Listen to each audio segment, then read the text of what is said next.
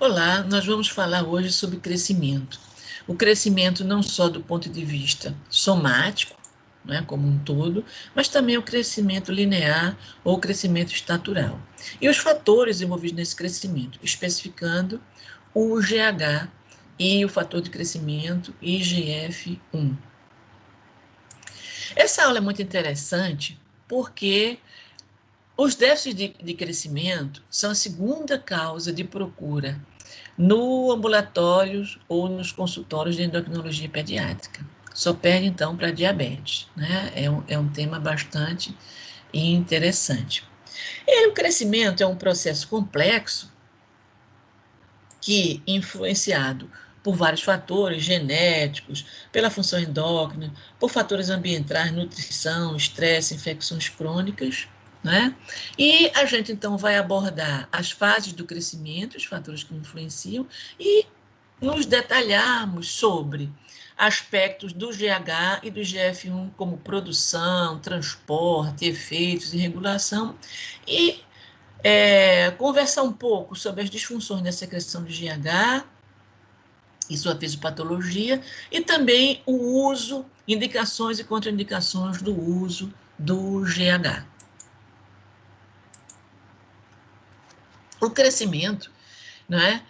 Junto com os processos de diferenciação, maturação, reprodução, manutenção de homeostase, né, do metabolismo energético, adaptação a condições adversas, que é a resposta ao estresse, também é um processo influenciado por hormônios. Então, o crescimento, como eu falei, é um processo bastante complexo e envolve fundamentalmente divisão celular e síntese proteica em todo o organismo, né? Especificamente nos ossos longos, ele dá o crescimento linear ou estatural, mas de uma maneira geral, nas células como um todo, há envolvimento de proteínas e de DNA. E aí a gente pode entender como se comporta o ritmo, né, de produção de DNA e de proteína ao longo da vida de um indivíduo.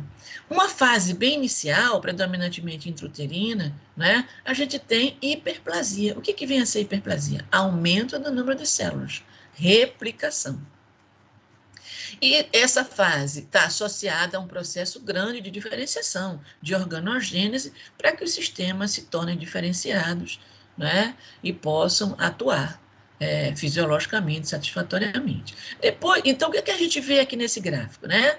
Tem essa linha rosa, né, lilás, que mostra o conteúdo proteico no organismo, e a linha laranja, né, mostrando como é o ritmo de quantidade de DNA total no organismo. Então, aqui há uma intensa produção de ambos por conta da multiplicação celular.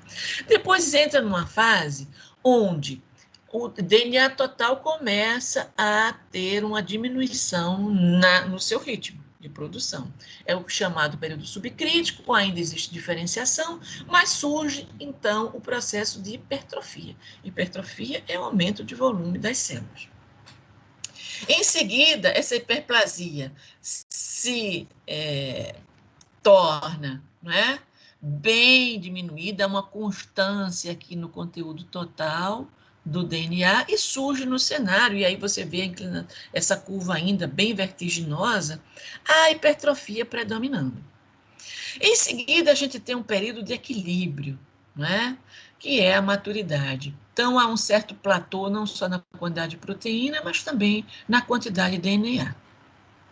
E depois a senilidade, onde ambos diminuem. Quando a gente analisa o crescimento normal, né, e a gente entendeu agora que já é um processo bem dinâmico, um predomínio de hiperplasia ou de hipertrofia, a gente pode dividir ao longo da vida do indivíduo, desde a sua formação na vida intrauterina até a puberdade, em 4 estágios distintos.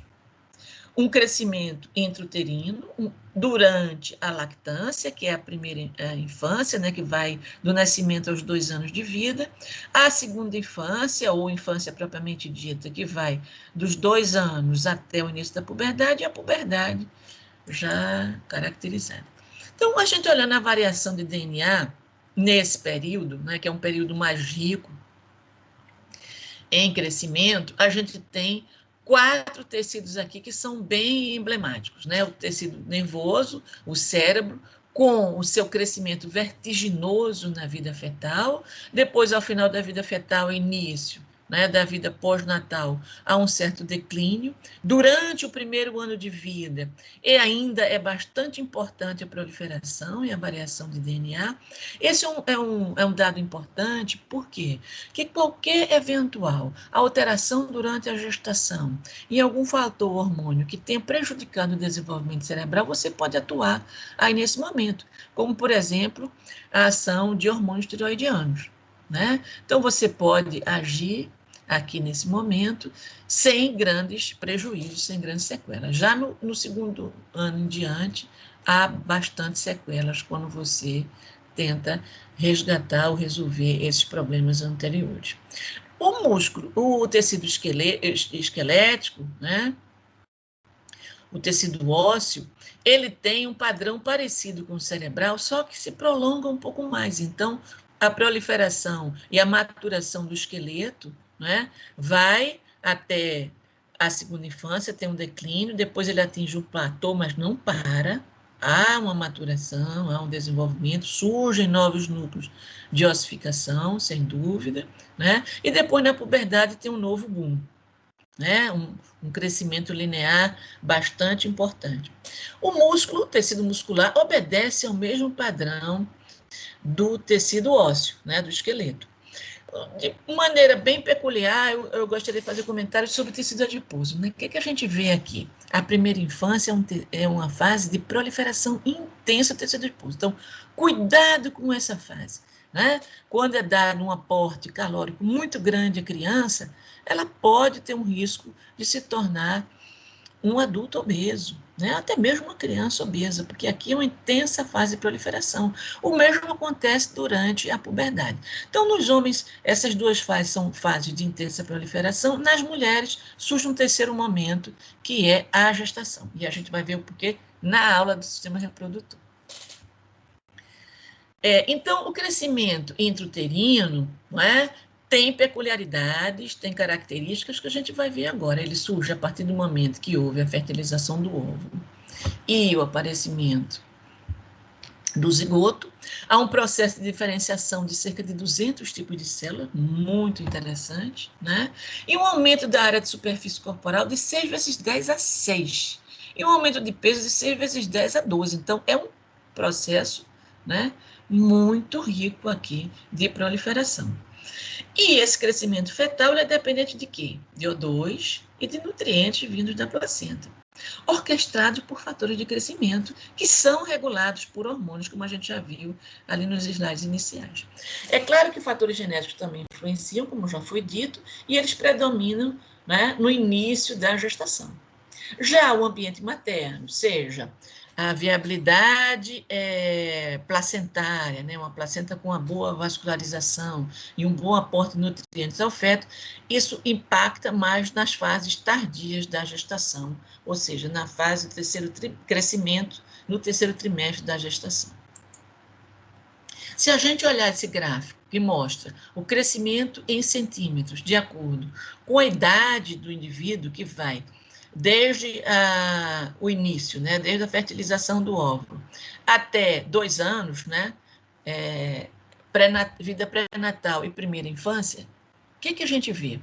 Um ritmo de crescimento bem vertiginoso, né, e depois do nascimento ele vai declinando um pouco essa inclinação na curva. Quando a gente vê centímetros por mês, a gente vê que na vida intrauterina o pico de crescimento é no segundo trimestre, entre 4º e 5º mês de vida intrauterina. Depois esse ritmo vai diminuindo, embora, óbvio, o crescimento seja mantido, mas o ritmo se torna mais lento e depois do nascimento, mais lento ainda, embora tenha as suas variações para mais ou para menos. Então, os fatores que influenciam o crescimento e desenvolvimento na vida intrauterina são nutrição, saúde materna e fetal, fatores maternos placentários, né, como já comentado, genéticos e hormonais. E que hormônios seriam esses que influenciam especificamente o período gestacional? Os mais importantes são a insulina e o GF2. Né? Então, quando eu digo assim, a aula crescimento, GH, você diz, poxa, e o GH, onde é que está nesse cenário? Aqui é o GH fetal, né? Além dele ter uma importância pequena no processo, há poucos receptores no feto. Os hormônios tiroidianos também, ok? Há poucos receptores, sobretudo no início da gestação. Eles vão começando a ter uma atuação mais para frente. Então, o predomínio é de insulina, né? Insulina fetal, estimulando fatores de crescimento, né? E dentre os fatores de crescimento, que há uma família de fatores, então esses fatores são, os IGFs, são os principais fatores de crescimento, é o fator de crescimento insulina-like, tem o tipo 1 e o tipo 2. Na vida intrauterina, é o tipo 2. E aí vocês veem aqui, né, só para ilustrar, e a gente vai ter uma aula sobre isso, hormônios e fatores de crescimento produzidos pela placenta. Olha que riqueza, né? A placenta é um grande órgão endócrino e ela simula o eixo hipotálamo-hipófise. Então, a gente tem aqui hormônios hipotalâmicos produzidos pela placenta e hormônios hipofisários também. Olha aqui o GH, o hormônio de crescimento placentar. Então, embora o feto não tenha uma participação grande no seu GH hipofisário, a placenta contribui, produzindo um hormônio de crescimento. E também os fatores de crescimento, como já visto. Então, esses gráficos aqui mostram que, né, o ritmo ao longo da gestação, da produção do GH placentário, é essa variante aqui do GH, né, essa molécula, e o GH e hipofisário. O que a gente vê aqui? Tem um pequeno pico, né, em torno da 16ª, quando a hipófise começa a funcionar e a secretar hormônios, e depois ela vai diminuindo. A gente vê um ritmo crescente, progressivo, né, de GH, em concomitância com o GF1. Então, olha que interessante, na vida intrauterina a gente tem a insulina e o GF2 atuando, né? E à medida que a gestação vai evoluindo, a placenta vai produzindo mais e mais GH placentário e vai aumentando o outro fator, né, que é o IGF-1.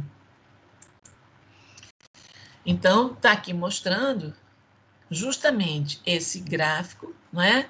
Olha só o IGF-2, né? Como ele é mais intenso do que o IGF-1, embora ambos estejam crescentes, e eles vão crescendo à medida que o peso placentar aumenta, né? Um mais ligado à insulina e o outro mais ligado ao GH placentário.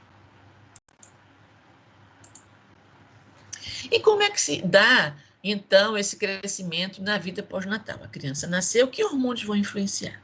Diferente da vida intrauterina, o GH hipofisário, né, do recém-nato, e os hormônios tiroidianos dele atuam de maneira bastante importante. E isso persiste na vida pós-natal toda, né? Até para o crescimento linear, até a puberdade.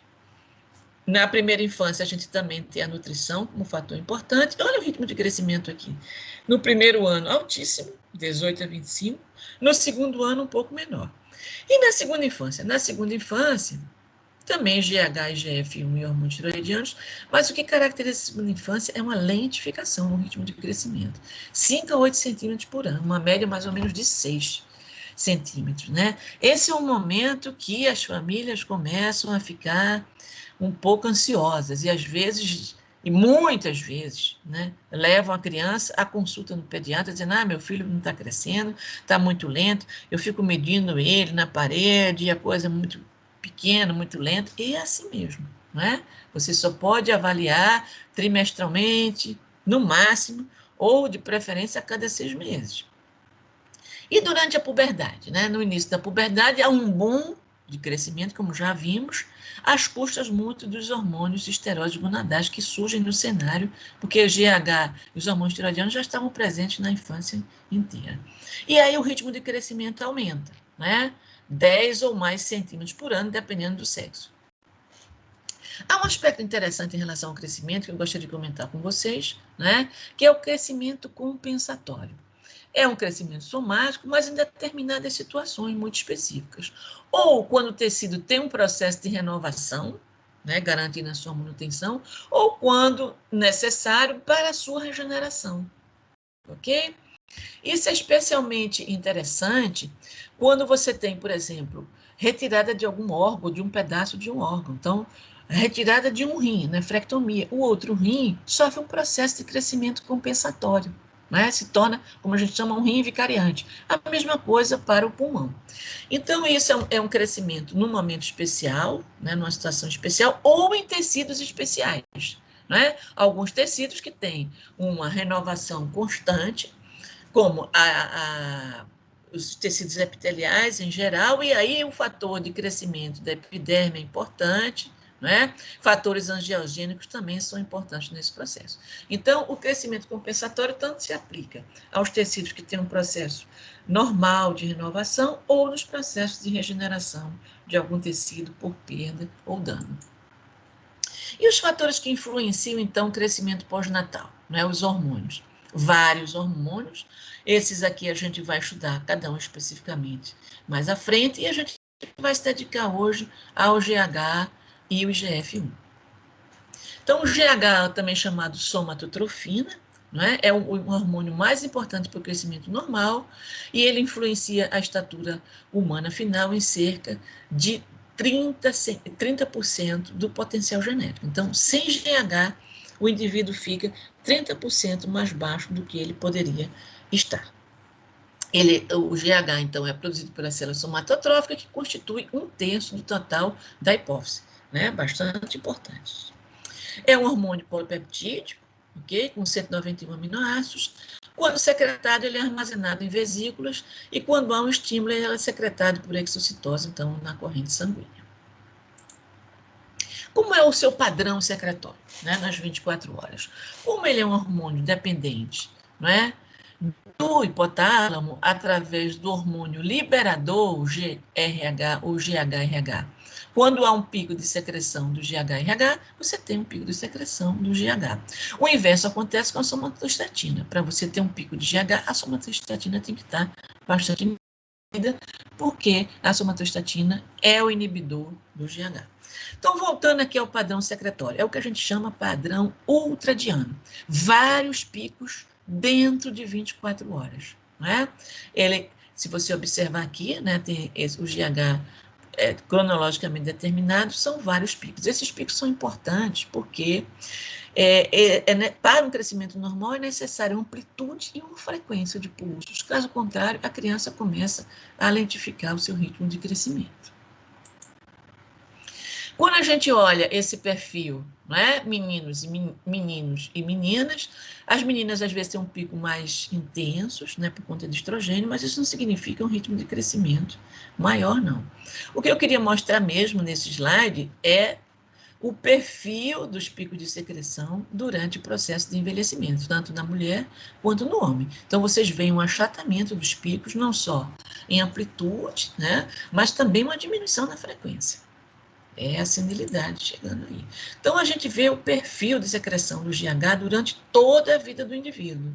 Nascimento, né? O crescimento vertiginoso, depois na segunda infância atinge um platô, na puberdade tem um pico, estirão puberal, na vida, depois após 19 anos, tem um platô, e um equilíbrio nessa produção.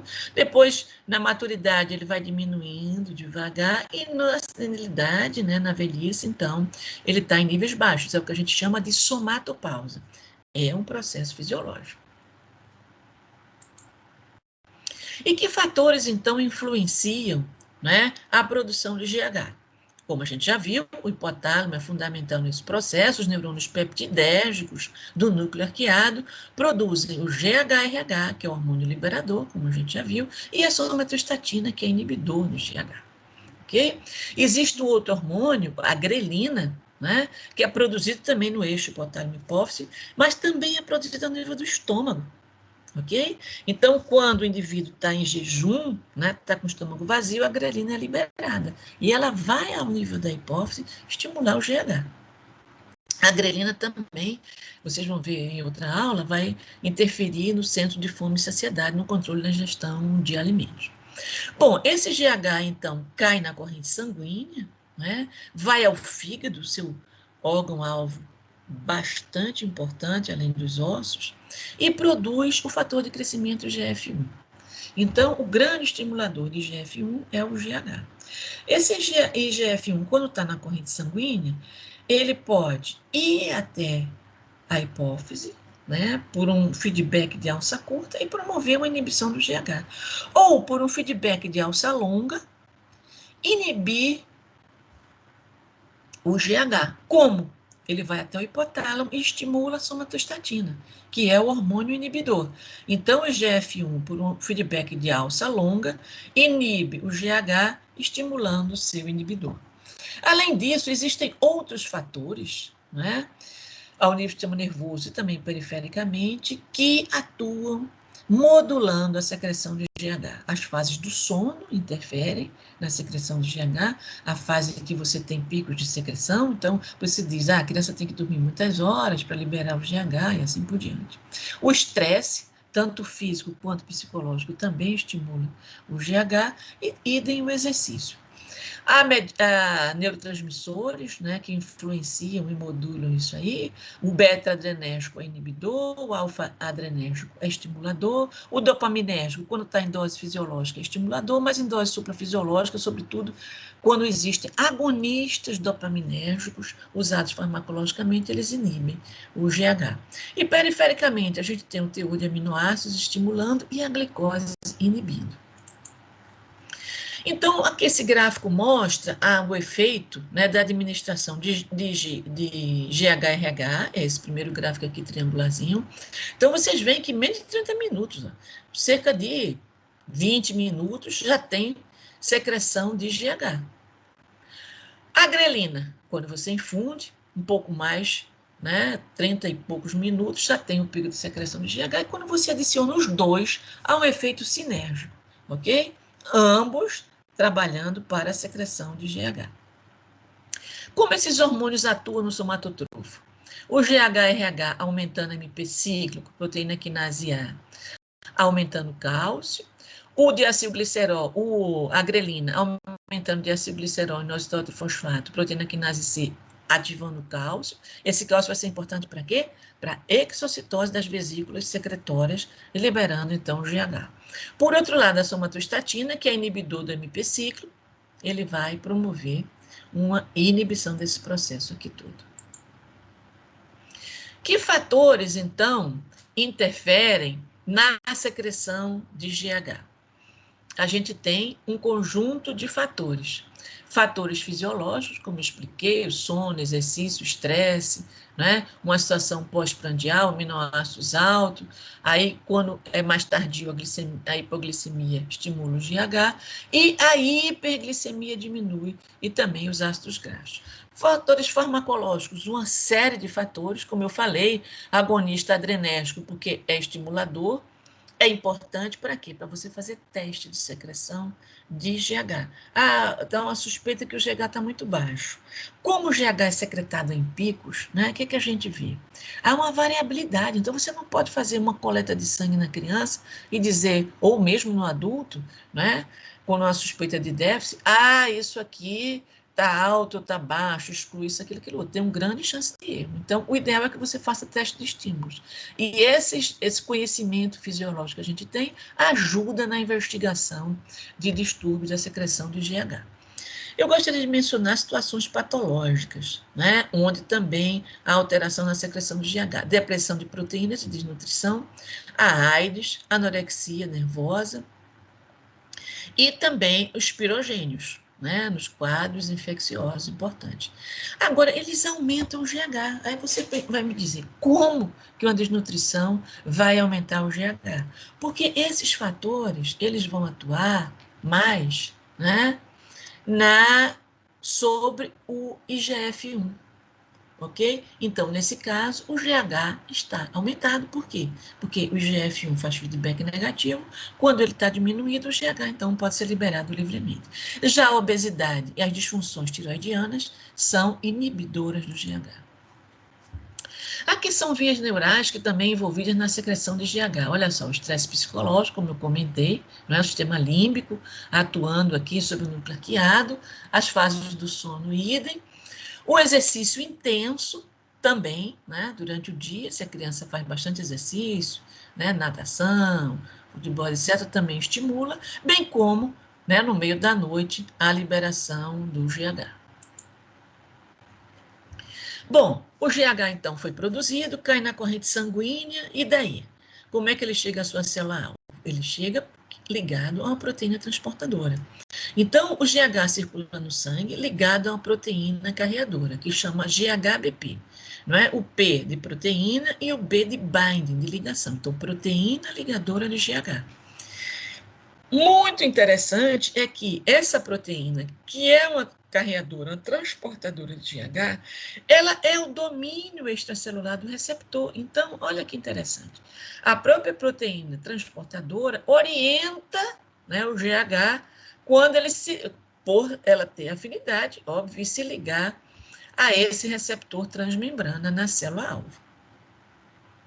Quando, então, esse complexo GH-GHBP se liga, né, no domínio intracelular ou transmembrana, a ativação da Janus-quinase, ok?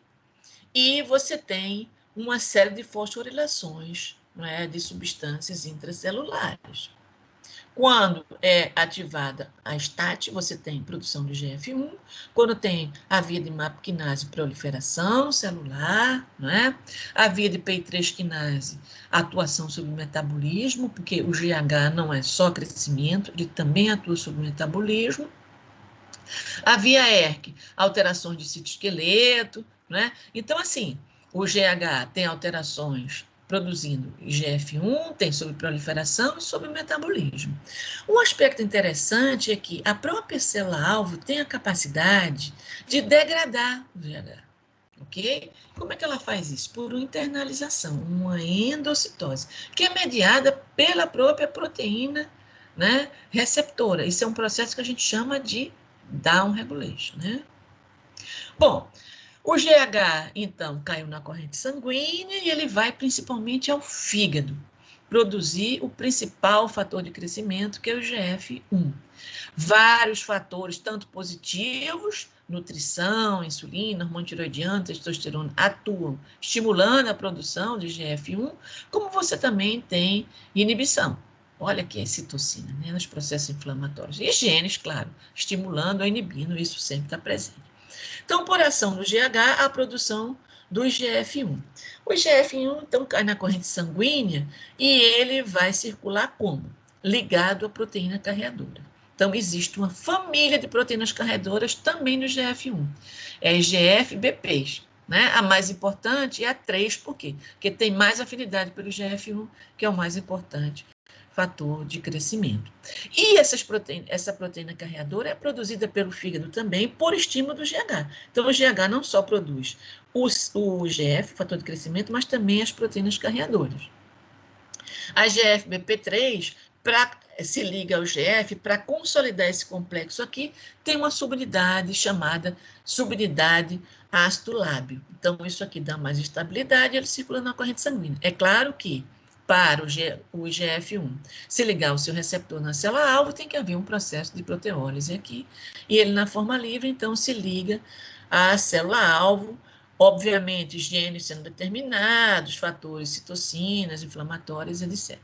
Então, como eu falei, as IGFs, né? Há uma família de proteínas carreadoras ou fixadoras, a GFP3 é mais importante.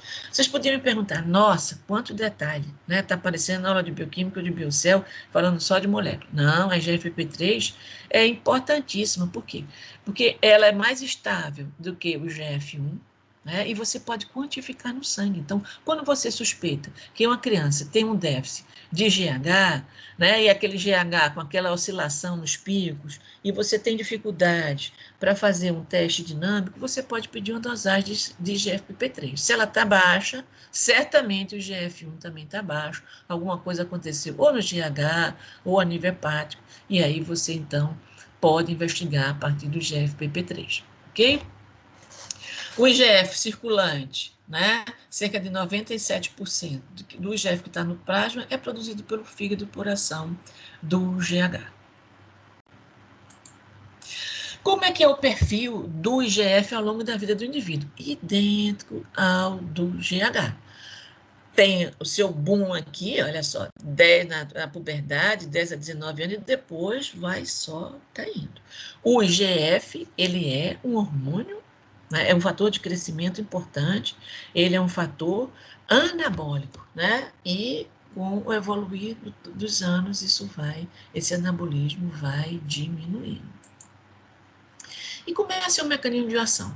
Vejam bem, esse nome não é à toa. Fator de crescimento insulina-like é porque ele tem uma similaridade muito grande com a insulina, não só no receptor, mas também no mecanismo de ação. Olha só, quando há ligação do IGF-1 na célula-alvo, então você tem a ativação da tirosina quinase, aqui no domínio intracelular, ativação e fosforilação do substrato de receptor de insulina, né, os IRS, e aí ativação de uma série de fatores. A linha, né, de substratos, P3 quinase, AKT, mTOR, sobrevivência celular, mas do ponto de vista metabólico, né? A AKT inibindo a apoptose, óbvio, sobrevivência celular, que é o mote, que é o objetivo, né? É o goal do GF. E a via Carras e ERK, né, transcrição gênica e também sobrevivência celular. Então, é um hormônio que estimula o metabolismo e estimula a proliferação. Então, vamos ver como é que se dá essa interação ao nível ósseo, né, que é a questão do crescimento linear, que é um grande foco da nossa aula também, interação GH e GF1. Então, o que, que a gente vê? Né? O osso cresce na placa epifisária, ok? É lá que estão os pré-condrócitos, os condrócitos, e depois aquele tecido prolifera e ossifica. Aí se dá o crescimento. O GH, então, estimula os pré-condrócitos e outras células das placas epifisárias a produzirem o IGF-1. E o IGF-1 atua de maneira autóctona, ou seja, no próprio pré-condrócito, né, produzindo a sua proliferação, ou de maneira paráquina, né, no condrócito vizinho. Okay? Então, o IGF-1 tem um efeito local, é produzido localmente ao nível do osso, né? E promove uma proliferação intensa aqui, mas a partir da ligação do GH no pré-condrócito, mas o IGF-1 circulante foi produzido no fígado também por ação do GH, ele também age no osso. Não é? É aquele IGF que está ligado a GFBP3, ele se desliga, liga no pré-condrócito e também se junta ao IGF produzido localmente para promover a proliferação e a expansão clonal dos pré-condrócitos. E depois a maturação e diferenciação, que aí é o papel do GH nos condrócitos. Claro que também tem outros hormônios, hormônio tiroidiano e hormônios sexuais também atuam nas placas epifisárias. 20% do crescimento influenciado pelo GH foi atribuído a esse GF paráquino e autóctono, né? Então, ele também tem o seu papel. Esse é desculpe, pulou um importantíssimo slide, que são os efeitos biológicos do GH e do GF, efeitos sobre crescimento e sobre o metabolismo. Olha que interessante, né? No fígado, aumenta DNA, proteína, IGF, GFBP. Mas, o que a gente vê aqui? Gliconeogênese. Gliconeogênese, sim, ele é hiperglicemiante, o GH, né? E quando ele vai no tecido adiposo? Mais ainda, né? Embora do ponto de vista de proteína, né?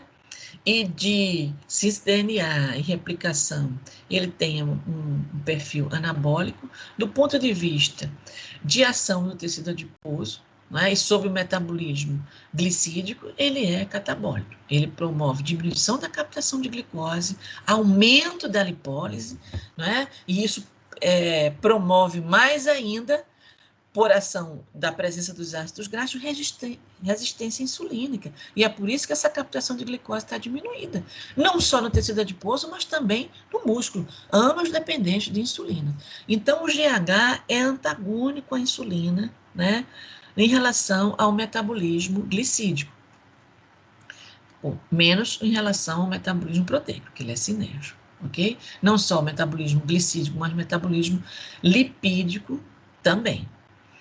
E o IGF-1, né? O IGF-1 não, o IGF-1 é completamente anabólico, seja do ponto de vista de crescimento e proliferação, mas também sobre o metabolismo, ok? Então, sobre vísceras, tecidos mole, pele, tecido conjuntivo, aumenta DNA, RNA, síntese proteica, aumenta o número de células e de volume de células, aumentando o tamanho dos órgãos. E sobre o tecido ósseo, especificamente os condrócitos, DNA, RNA, proteína, captação de aminoácidos, síntese de colágeno, incorporação de sulfato de condroitina, né? Naquela região da placa epifisária, e aumenta o número e volume de células, então aumenta o crescimento linear. Sobre o metabolismo, também faz síntese proteica e diminui a glicose, emissão insulina-like. Esse aqui é um grande resumo, né, do que a gente falou em termos de efeitos. Lembrando, né, os efeitos diretos sobre síntese proteica do GH e sobre o metabolismo de gordura, lipólise e hiperglicemia. Já o GF1 não. O GF1 aumenta, sobretudo, síntese proteica, mas também ajuda o metabolismo glicídico e, obviamente, o crescimento ósseo. Bom, a gente deu uma visão geral sobre a fisiologia, né, do GH e do GF1 e sobre o crescimento, as noções e os conceitos de crescimento, seus estágios e que fatores que interferem nesse processo. Agora a gente vai se debruçar um pouco sobre as disfunções da secreção de GH. Então, a gente divide também as disfunções, que é a fase da infância e na vida adulta. Na infância, a gente tem o GH, o excesso de GH, que caracteriza um quadro de gigantismo, né? Como as cartilagens epifisárias, né, estão ainda em proliferação, então, se você estimula muito o GH, ele vai crescer linearmente e caracterizar o gigantismo. Pelo contrário, quando há um déficit de GH, há um retardo de crescimento que a gente chama de nanismo. Na vida adulta, já não há as placas epifisárias proliferando, elas já estão consolidadas, fechadas, né? E os hormônios sexuais atuam sobre isso. Então, não há um crescimento linear, mas há crescimento de tecidos, de partes moles e também de ossos chatos, né? Principalmente as extremidades, por isso essa é a terminologia acro de extremidade, acromegalia, ok? E a deficiência de GH na vida adulta. Também existe deficiência de GH, né? Não por muito menos por características específicas da criança, mas, e obviamente não tem déficit de crescimento, mas também há doenças ou trauma no eixo hipotálamo-hipófise que comprometem a produção de GH. É diferente de somatopausa, hein, gente? Somatopausa é um declínio progressivo, fisiológico. A deficiência de GH não, é uma deficiência muito mais severa. E as causas, então, vamos falar um pouquinho das causas de estatura elevada, né? Por que a pessoa cresce excessivamente? Tem uma característica constitucional, familiar, distúrbios primários, que são genéticos, ok? E tem os secundários, que são hormonais. A gente vai se deter no de GH, porque nas outras a gente vai estudar futuramente. Então, o gigantismo, como eu falei, é o excesso de GH antes da puberdade e a acromegalia depois da puberdade. As causas, né? A grande maioria dos casos é um tumor hipofisário. É uma causa primária de secreção de GH por um adenoma. Graças a Deus, tumores benignos, né? Que a gente trata, que a gente faz tratamento medicamentoso, farmacológico ou cirúrgico. Existem também casos hipotalâmicos, né? Que a gente chama uma acromegalia, né, hipotalâmica, ou extrapituitária, né, ou terciária, quando há uma produção de GH ectópico por um tumor, há uma desdiferenciação daquela célula tumoral e ele passa a produzir N coisas, inclusive um GH, e aí vai estimular aquele indivíduo. Então, essas fotos são muito interessantes, né? Vocês veem aqui na legenda que o Harvey Cushing, né? O Cushing da síndrome de Cushing, né? Que é descrito em hipercortisolismo, excesso de cortisol, ele era um estudioso do eixo hipotálamo-hipófise e ele também descreveu o primeiro caso de acromegalia. Ou seja, era um indivíduo que antes tinha essas feições, né? O faces dele eram faces de um homem normal, e que depois de um tempo ele começou a desenvolver uma alteração, né, no faces, ficando com um prognatismo, um crescimento do queixo. Então, são crescimentos de ossos chatos e não de ossos longos, como é o crescimento linear da infância. Aqui há crescimento da região frontal, crescimento de partes moles e crescimento das falanges, ó, acromegalia, né? Os dedos ficam longos e grossos, né? Então, é um facies bem grosseiro, há uma visceromegalia também, a mandíbula, né, cresce, o maxilar superior também, é um afastamento dos dentes, em função disso é bem característico, né? Então, é um facies bem grosseiro, a pele também fica bastante espessa. Então, o que a gente vê aqui? Né? É uma estatura média, mediana de um brasileiro, e aqui está o nosso atleta e jogador de basquete, o Oscar, né? Se você olhar, tem 2 metros, se você olhar o facies do Oscar, você observa um prognatismo pequeno, mas existente, também um crescimento dessa região frontal. E estatural, então ele certamente teve um excesso de GH no período pré-puberal, fez um crescimento linear grande, né?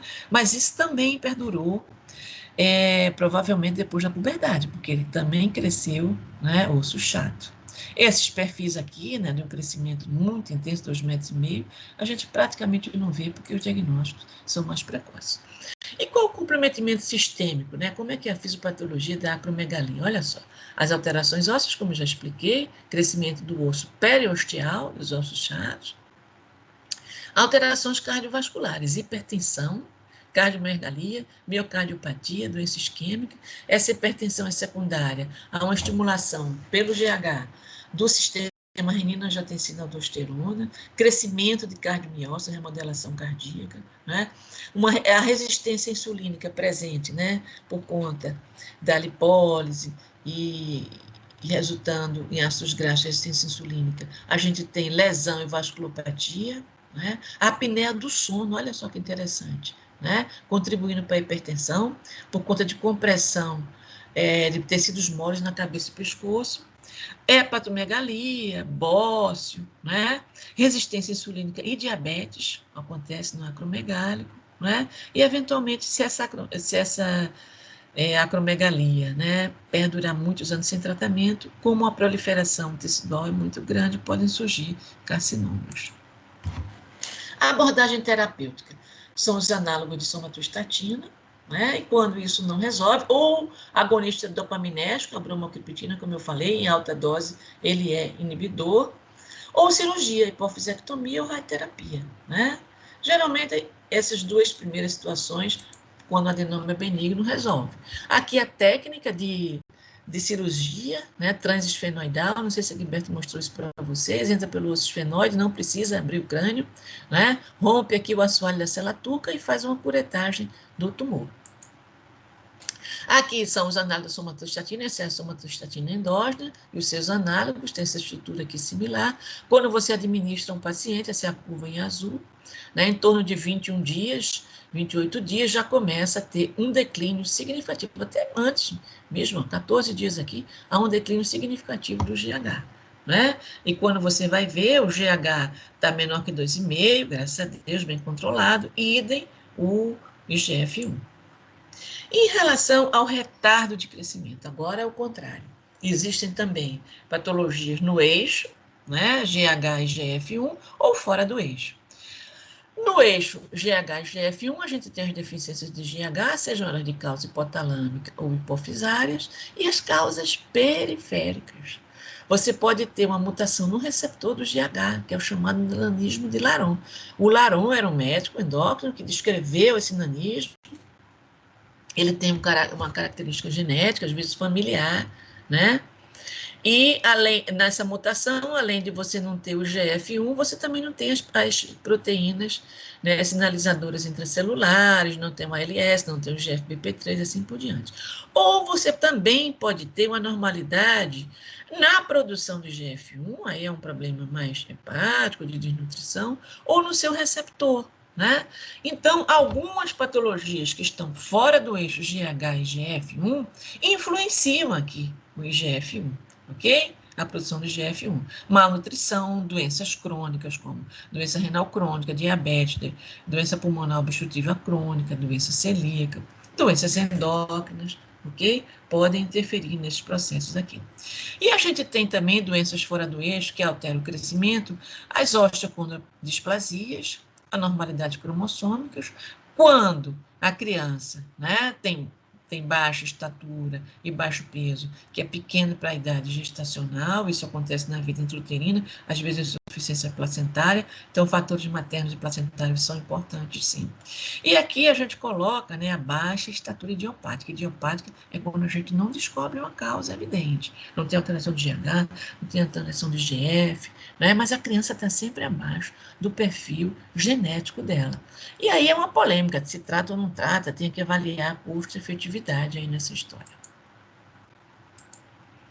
Então, o nanismo é caracterizado, né, ou a baixa estatura, quando você tem uma altura dos indivíduos abaixo do terceiro percentil na curva da Organização Mundial da Saúde. Então, a Organização Mundial da Saúde estabeleceu critérios e curvas de normalidade. E abaixo do terceiro percentil, a gente considera nanismo, ou 2 desvios padrão abaixo da média da altura da criança, para a mesma idade na sua região ou na sua área populacional.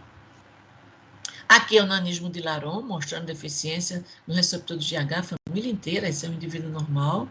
Os pigmeus africanos, também deficiência de GF, né? É uma população também. E os acondroplásicos, né? Que são os nanismos, os ossos longos, por uma deficiência, uma mutação no receptor do fator de crescimento fibroblástico. Aqui, vocês podem se debruçar com mais tranquilidade nos fatores que interferem na falência de crescimento ao nível ósseo, tanto interferindo no GF1 ou no GH, né? Glicocorticoide, citocina inflamatória, anorexia, subnutrição, retardo puberal, né? Aqui a ausência dos hormônios sexuais também podem interferir, ok? Existem técnicas para você avaliar, né, a estatura do indivíduo, e isso aqui dentro da propedêutica e da semiologia vocês vão aprender. E também você pode acompanhar a criança pelas curvas de crescimento, como eu falei. A OMS tem as curvas, aqui no Brasil já foram adaptadas para o padrão brasileiro de crescimento. Tem as curvas, né, já estabelecidas por faixa etária e por sexo, azulzinho, né? Embora nem todos os meninos precisam usar azul, nem todas as meninas precisam usar rosa, esse é o padrão, né, feminino e masculino aqui para as curvas de crescimento. E um outro arsenal que a gente pode usar de investigação é o raio-x de mão e punho. Por quê? Porque esses núcleos aqui do punho, né, os ossos do punho, eles evoluem, os núcleos de ossificação vão aparecendo de acordo com o evoluir da criança, desde o nascimento até a puberdade. Então, já existe um padrão determinado do número de ossos e, consequentemente, a idade óssea na infância correspondente. É bem interessante para também a gente acompanhar. E quando investigar, então, uma baixa estatura que chega ao seu consultório? Quando a velocidade de crescimento é menos de 5 centímetros por ano, em crianças entre 13 e 12 anos, quando a altura está abaixo do percentil 3, né, como a gente já explicou, quando muito baixo em relação ao potencial genético, menos de 2 desvios padrão em relação à altura dos pais, ou um declínio progressivo da altura nos últimos 18 meses, de repente surgiu, algum fator está ali atuando. Aqui são uma série de testes, né? Eu não vou me debruçar em todos, só para vocês terem uma ideia. Como eu falei, expliquei, o GH basal não tem significado, então existe desde o exercício, que é um teste super barato, ele não tem um valor preditivo muito importante, mas ele é muito barato. Numa situação que você está no interior, num posto de saúde, no PAN, que não tem muitos recursos, você pode utilizar o exercício. Uma dosagem de sangue antes e depois o exercício e ver se tem variação. E aqui aqueles fármacos todos que eu expliquei a vocês. A arginina, né, que é um aminoácido, a insulina fazendo hipoglicemia, a clonidina se ligando a receptor alfa-adrenérgico e assim por diante.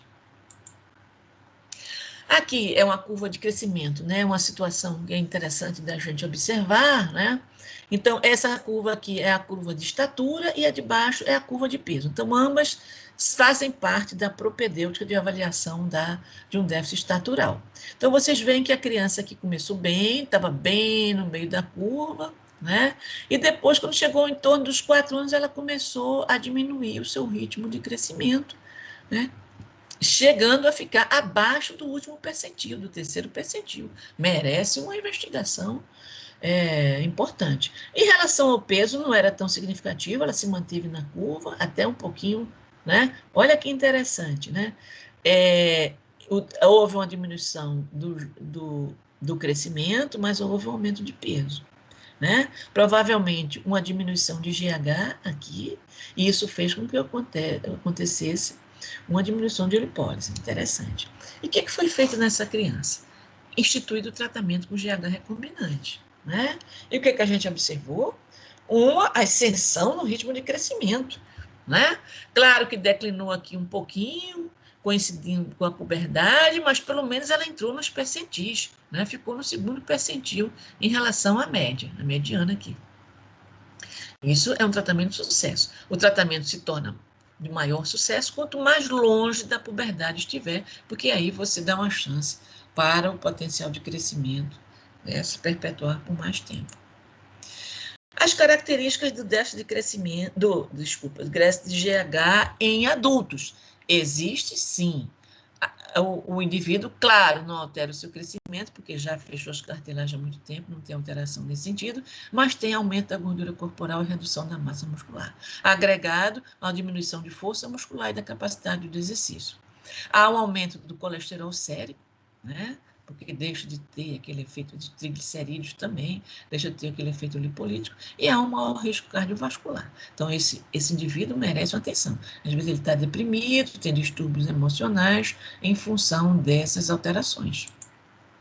E aí, a gente entra na questão do uso terapêutico do GH, né? A gente tem no Brasil uso terapêutico, só é aprovado quando há deficiência de GH na infância ou na vida adulta comprovadas. Uma terceira indicação é a síndrome de Turner, né? Aquela síndrome onde há o X0, há uma atrofia ovariana, então não tem hormônios sexuais, não tem o segundo X, ele tem fatores estimuladores de crescimento, não é? E isso não acontece, então essas crianças com Turner são muito baixas. Então tem uma indicação formal de usar GH para melhorar o perfil dessas crianças. Outros países incluem, não é, situações de desnutrição intensa, como caquexia ligada à AIDS, doença renal crônica, ou até naquelas crianças que já nascem, né, com baixo peso, pequenos em relação à idade gestacional. E aqui é aquela questão polêmica da baixa estatura idiopática, ninguém descobre a causa, não é? Ela é mais baixa em relação à expectativa de altura dos pais, mas ninguém sabe por quê, e é polêmica, é uma questão do custo-efetividade, de analisar caso a caso. Eu queria também me deter nessa figura aqui, onde há uma propaganda do uso de GH recombinante como um rejuvenescedor natural, o que não pode ser feito. Por quê? Porque se viu, é claro, se você der GH, né, e a gente vê isso nos adultos que têm um déficit de GH, melhora a massa muscular, diminui a lipólise, né, diminui o acúmulo de gordura, sobretudo visceral, troncular, é bem interessante, mas isso é uma questão estética. Há riscos, né, com o uso de GH cronicamente. Então, para atletas, isso é doping, está proibido, não pode acontecer. Né? Infelizmente, a gente não tem a fonte da juventude tão buscada, tão pesquisada durante toda a história. Então, pelo século III depois de Cristo, Alexandre o Grande, né, buscando aí, e aí no século XVI, 1513, né, os reis espanhóis mandaram Ponce de León vir aqui para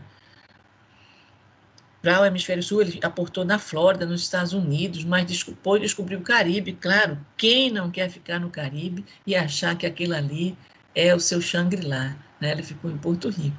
Então, a fonte da juventude realmente não existe, né? E o Ponce de Leão ficou fascinado pela natureza, né? Pela qualidade de vida, que é isso que importa, uma alimentação saudável, um sono efetivo, exercícios revigorantes, vacinas na atual conjuntura, isso sim vai dar uma longevidade vigorosa. Eu espero que vocês tenham conseguindo entender os aspectos mais importantes do crescimento e a influência do GH e GF1 nesse processo.